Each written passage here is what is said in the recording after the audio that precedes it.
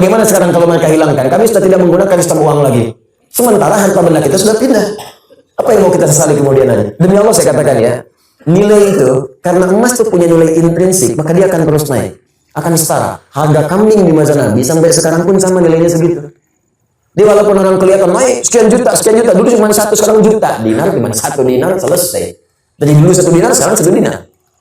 Qul in kuntum tuhibbuna Allah fattabi'uni yuhibbukumullah wa yaghfir lakum dhunubakum wallahu ghafurur rahim.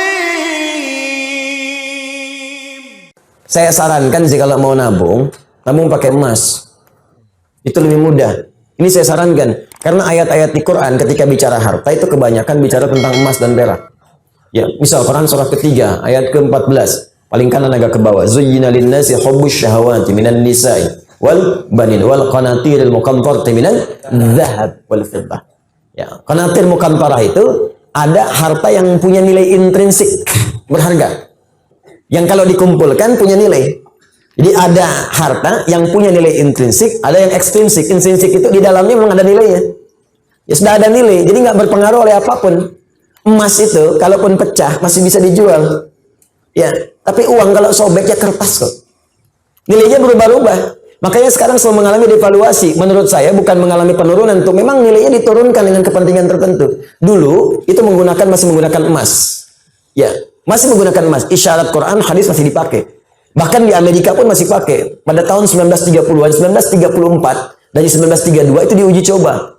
Dia ada sekumpulan orang berkumpul memikirkan sikap monopoli. Bagaimana memonopoli dunia dari sistem keuangan. Maka diwujudkanlah uang kertas itu. Diuji coba asalnya di negara barat sana. Lokal sifatnya. Lokal. Apa yang diuji coba? Ditarik emas-emas dari penduduk lokal, dibuatlah uang kertas. Yang tidak mematuhi diberikan hukuman. Maka dari situ diberikan uang kertas, tapi uang kertas itu masih punya nilai setara dengan emas. Diberikan per onsnya emas itu setara dengan $20 pada masa itu. Terus orang nukar tuh, yang sadar bahwa kertas ini nggak punya nilai intrinsik, maka dia menyimpan kemudian emasnya di tempat lain supaya tidak kena hukuman. Ini kisah nyata ini, nanti ada perjanjiannya. Nah, teman-teman sekalian, apa yang terjadi? Ketika uang itu sudah menyebar dan emasnya cukup terkumpul, maka diturunkan, didevaluasi nilainya. Yang tadinya per onsnya $20, ya diturunkan nilainya. Seakan-akan harga emas itu jadi naik, padahal emas itu segitu-gitu aja. Ya, uangnya turun lagi. Jadi berapa? $35.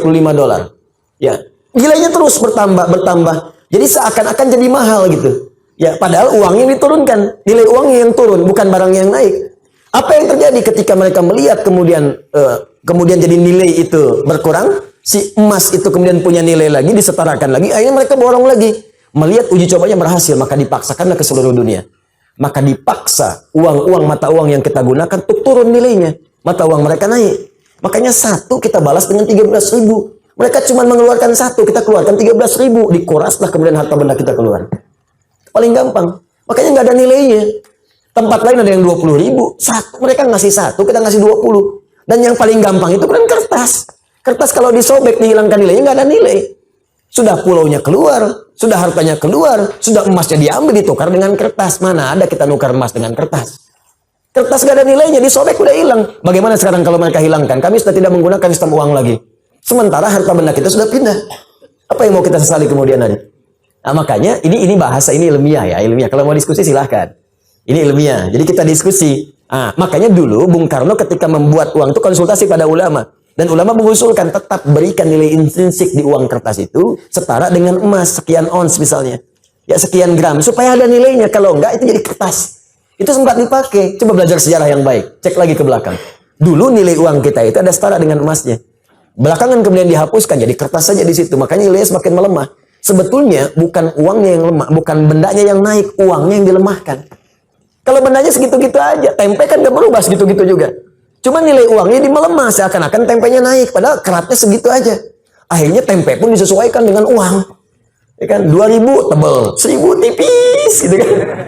Ya, 500 udah tipis dibelah. Tuh kan? Ya, itu coba belajar di situ. Terus ada perjanjian dulu, se-Eropa itu diajak kumpul. Makanya bikin dulu ada The Fed ya, masih sekarang sampai ada. Terus IMF dibuat pada saat itu untuk ngutang-ngutangi. Ya ini pelajaran ya, mesti kita tahu gitu ya konteks ini untuk belajar. Makanya ekonom kita itu selain pintar mesti soleh, supaya dengan kesolehannya bisa memberikan manfaat untuk bangsa. Itu poinnya. Dan kita mesti belajar. Nah termasuk ini bisa dibawa bekal untuk haji. Kalau mau haji, mau umrah, nabung pakai emas. Nggak akan berubah. Nabung pakai emas. Silahkan ada logam mulia, ada dinar, kumpulkan. Demi Allah saya katakan ya, nilai itu karena emas tuh punya nilai intrinsik, maka dia akan terus naik. Akan setara. Harga kambing di masa Nabi sampai sekarang pun sama nilainya segitu. Jadi walaupun orang kelihatan naik sekian juta, dulu cuma 1, sekarang juta. Dinar cuma 1 dinar selesai. Dari dulu 1 dinar, sekarang 1 dinar. Ya. Dari dulu emasnya sekian, ya sekian. Anda kalau nabung pakai emas, mungkin nggak akan 20 tahun, 40 tahun. 10 tahun Anda pakai haji ONH plus tuh. Kenapa? Karena yang Anda kumpulkan tuh nilainya itu terus naik. Sementara kalau Anda nabung segitu-gitu juga, juta ya sejuta.